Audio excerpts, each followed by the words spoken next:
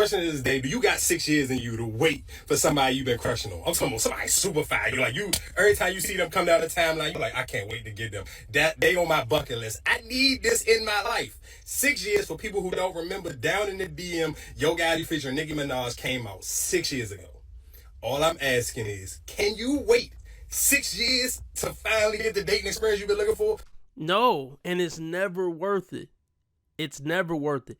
And why would you even want somebody at that point? When do you get the hint that they just not feeling you? They just don't like your ass. They just don't like you.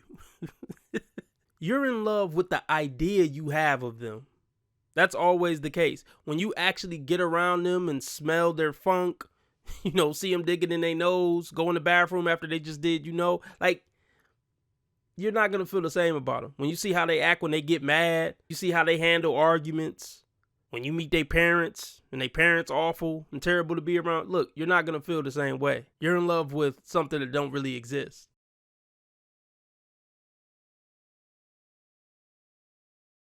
I just stumbled on a video of a woman telling other women to go on as many dates as possible. So now I'm going to tell you why that's like really bad advice for like a whole shitload of reasons.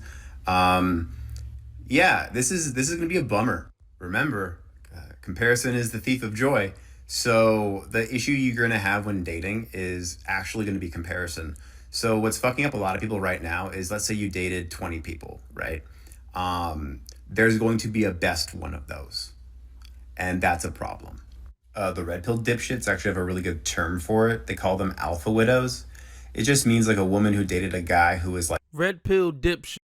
Look, there are some red pill dipshits out there. Actually, there's a beef going on right now with Fresh and Fit and Rolo. And I think it's petty girl shit. I'll just say that. The red pill get a bad name, but the core information in the red pill is undeniably true. There's no getting around it. Maybe you think I'm a dipstick. Just understand the core information is solid. So take the core information and run with it. You don't got to like any of the content creators. It just means like a woman who dated a guy who was like way out of her league, and then they broke up, but now she's comparing every guy she's with to that guy, and it's causing all of her relationships to fail. Yeah, it's that thing, right? But think of a 10. Think of a 10 and think of it like a bell curve. If you dated a 10 and lost it, the odds of you encountering a 10 again is essentially 0. I mean, that logically makes sense, but once that woman has encountered that 10, there's no amount of logic that's going to make her stop comparing every guy to that 10. It's just not going to happen. She will never respect being in a relationship with a 9 after she was in a relationship with a 10. Period. She's going to blow the relationship up one way or another. She's going to sabotage it. For that guy's sake and for society's sake, I hope she sabotages it before they have kids. That's the best case scenario. The person who I learned this from, he was essentially recommending that you want to like find the next 8 you can and then like latch on to that one, because the next little bit of information is a bit of a bummer.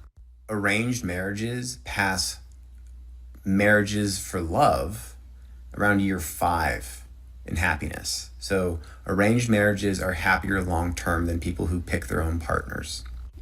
Okay, specifically, women are terrible at picking partners. Absolutely horrible. They will even admit it. They'll tell you, oh yeah, all my past boyfriends were trash. Well, what does that say about your picker?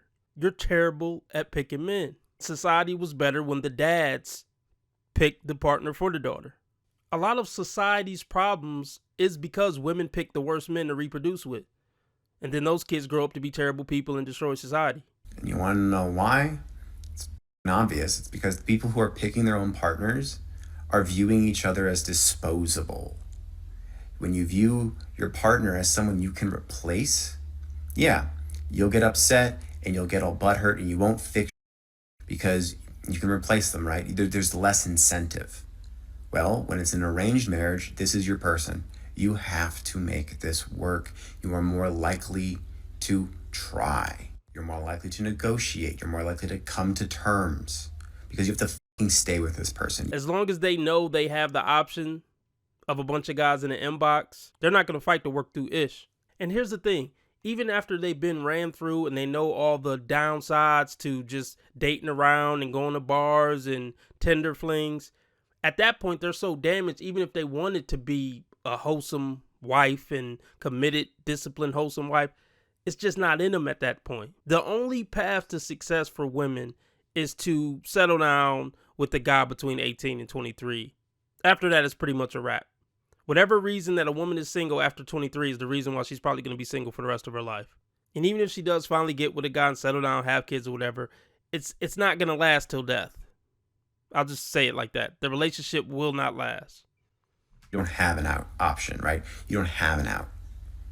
Well, marriage is for love. Like, yeah, go date 500 people. Like, see, yeah, cool. You just trained your brain to devalue every fucking person, right? Because now you're treating dating as a game. You're treating men as a fucking object. And then you're wondering why you can't form a healthy relationship with these objects. This is so weird. I was told one of these objects was going to come and be my object. And it's like, yeah, we're taught about the objectification of women. No one talks about the objectification of men. So they don't even think about it when they're dating. And then it just is pervasive.